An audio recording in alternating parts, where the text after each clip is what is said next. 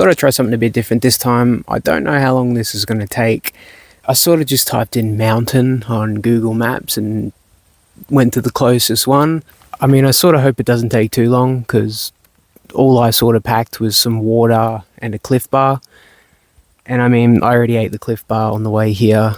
I destroyed it in the car. There's crumbs everywhere.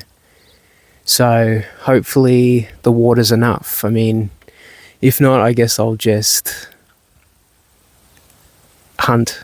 I'm not going to bore you with the details, but I'm about to get started. I'm going to sort of chat about some monks on the way up there. Could be very fun, could be very boring. I'm not exactly sure how it's going to go, because I've never done something like this before. But let me know, because I'm genuinely curious. I thought this was a phenomenal idea when I came up with it. Right, so we're going to be talking about Capuchin monks today. These guys were something that I sort of came across when I was in Rome. It was sort of our first day there, and we were looking for stuff to do, and I came across this chapel called the Capuchin Crypt. I mean, stuff like that gets me pretty interested, so I thought we'd go have a look. And what we saw was pretty gnarly, but look, we're going to talk about that sort of along the way of this hike. Honestly, dude, I'm already out of breath. I've gone like 5 minutes up the road. I don't know how long this is, but anyways, look, to start with, a lot of you may know about St. Francis and the Franciscan friars. They were sort of an order founded by St. Francis, revolving pretty much around poverty. That was their main vow. They'd take a vow of poverty, serve the poor, etc. Now, in about the 1500s, I'm assuming a lot earlier, these guys started to stray from the path a bit.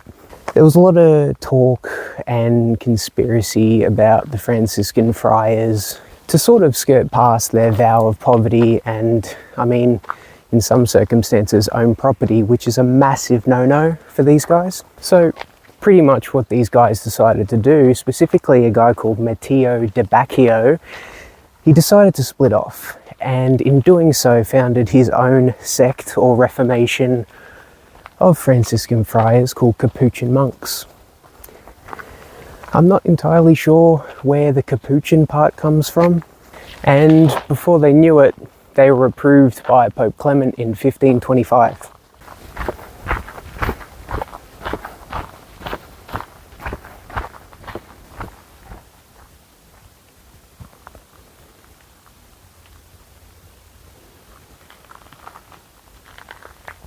And they were pretty much built on the same fundamental characteristics that Franciscan friars were. Poverty, simplicity, humility. But, bro, I'm out of breath, man. But they just had that extra little bit of oomph that the Franciscan friars themselves were sorely lacking. Now, the Capuchins pretty much got rid of everything in their lives, anti-materialist to the extreme, and they would dress in those characteristic brown robes or habits called cappuccio. And like I said, they renounced absolutely everything materialistic. They weren't even allowed to touch money. Their monasteries or churches or chapels, whatever you want to call them, were also completely stripped of anything ornate, anything that is non-necessary, and they ended up with just pretty plain, boring buildings. Except for a couple, but we're going to get into that. And in terms of like supplies, food and medicine and stuff, they only kept on hand what was necessary for the next couple of days. They never had anything that wasn't necessary, any surplus or anything like that. These guys lived on bare bones, just absolutely nothing. Literally on bare bones. We're going to talk about that though.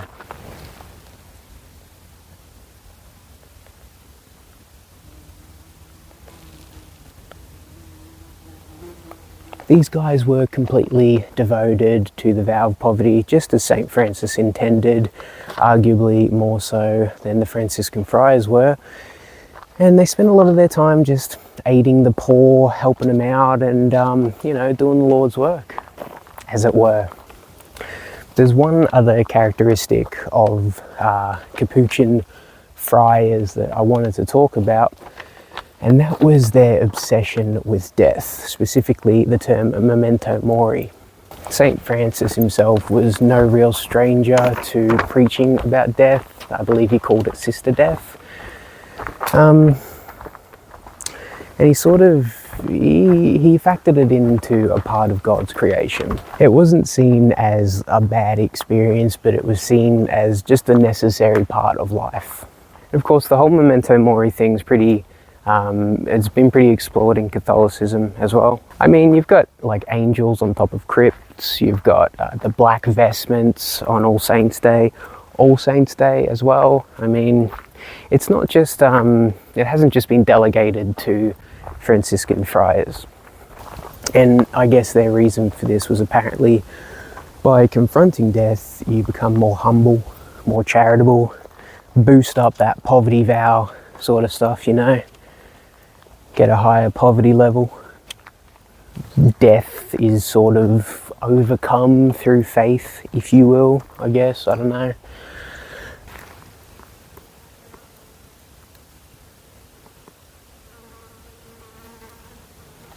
But look, while Catholics like to do art and sculpt, these guys, they took it to another level. Now, if you're familiar with Capuchin monks, you'll kind of know that they're sort of famous for one specific thing, and that's crypts. They loved to build crypts. And as I was saying, while in Rome, I decided to check one of them out with no prior knowledge, and it was sick. So there's this chapel in Rome called Santa Maria. I'm not going to pronounce the rest, but Santa Maria something something Capucci. And this was a Capuchin crypt, probably the biggest one, comprised of 4,000 skeletons. Apparently during the process of moving to the new crypt, Santa Maria, they took with them 300 cartloads of human remains. And what they did with the remains, more or less, was arrange them and sort of decorate them into all kinds of crazy shit. Ed Gein levels of crazy shit. Like, you'd have walls of skulls, you'd have chandeliers made of rib cages, and all of this was supposed to be that reminder of memento mori. And I mean, if you've been there, you'd know, but if you haven't, they've done a pretty good job of that. It's the craziest thing when you walk into that crypt, and it's just in the middle of like Rome too. You'll be walking around Rome and you'll briefly step into a building and you're confronted with a skeleton holding a scythe. And look, these guys were building this thing from 1528 to 1870. It took ages. So what they would do is the Capuchins that were building it obviously would die, whether it's sickness or old age. They would be buried in the soil of the crypt, and and then they would be later exhumed once all the nasty bits have sort of rotted away, and they would be added to the decoration. So in a weird way, you're kind of building your own crypt.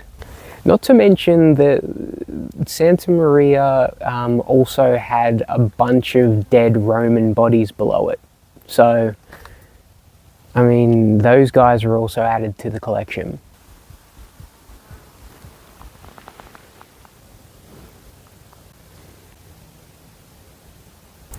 Alright, here we are, man. Reach the top of the mountain. Let's have a look at the view. Oh wow. Not bad. Whoa. What is this here? Seems to be like a sundial. Oh no, it's a directional dial. It's a dial of destiny, obviously. So we're on top of the Camel's Hump. That's what they call it. In Mount Macedon. Mount Franklin, 26 miles away, hell yeah. Sweet hanging rock. It's a tragedy that happened there, I think in the 80s. Talk about that another time maybe.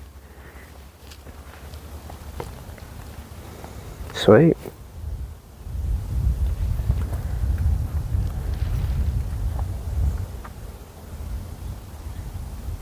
So to start, you had the Room of the Resurrection. That sort of featured a massive painting of Jesus raising Lazarus from the dead. Then you would move on to the Crypt of Skulls. I mean, I'm pretty sure you can imagine sort of what that housed. Just a wall, a massive wall, this way, and this way, of skulls, hundreds, maybe even thousands of skulls. It's like the Parisian catacombs, I guess you could say. It's nuts, bro. It's crazy. Like, you walk in there and you don't know what to say. Because what do you say when you see 1,000 skulls all ornately arranged in a wall? Then of course you've got the Crypt of the Leg Bones and Thigh Bones. That one's pretty nuts too. I mean, you've got 3 skeletons, I think, standing there. Actually, I don't think they're skeletons. I believe they are mummified friars. But yeah, you've got them standing there. There's a bunch of crosses all over the place. I think it's about 18 crosses from memory. And above them is a mummified arm and a skeleton arm. It's supposed to represent the arm of Christ, resurrected Christ, touching the arm of St. Francis. Yeah, it's crazy.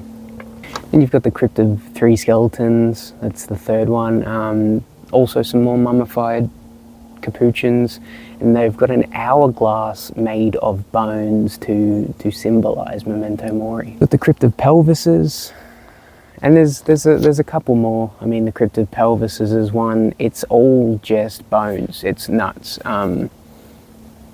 But yeah, the last one is the chapel, which funnily enough does not have any bones in it.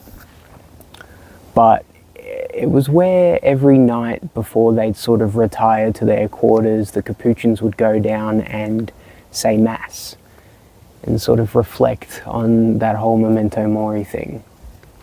There's some cool ass paintings in there too. To this day, it's still an active chapel, I believe. So I could sit here forever, man. This is so nice. Yeah, look, I don't really want to go down any further because I will die. Like, I'm not athletic. I'll fall and kill myself and there will be no one to save me. So I'm not going to do that. I'm not going to climb on the rocks. Just going to get probably one last look at the view, then start making my descent.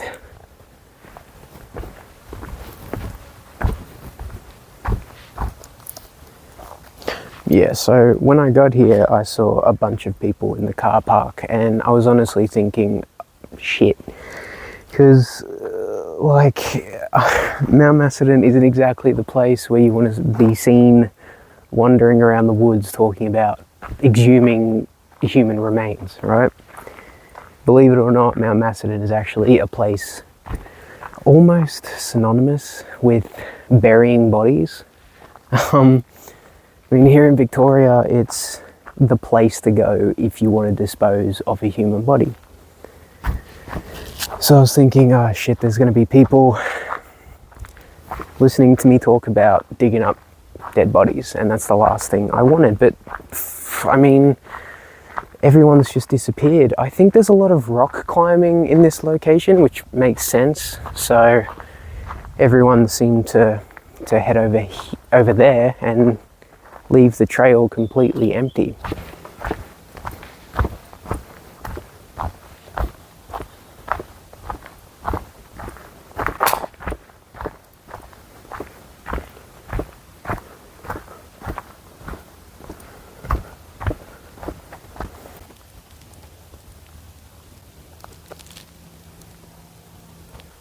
So yeah, I don't know, I kind of just wanted to try something a bit different this time around. Like, I haven't posted anything in a while, but I've still been watching YouTube, and I've been watching a lot of like outdoor YouTubers and stuff like that. So I thought, why don't I combine that with history as well and climb a mountain and talk about something cool. So look, I don't know if it's going to turn out well, but it was fun. Look, that's pretty much it about the Capuchin monks. I mean, they're still a thing. I'm actually trying to get a chance to talk to one. So if you are a Capuchin monk, please hit me up. But yeah, they're still a thing. They're still around today. I don't know if they're still making bone temples, but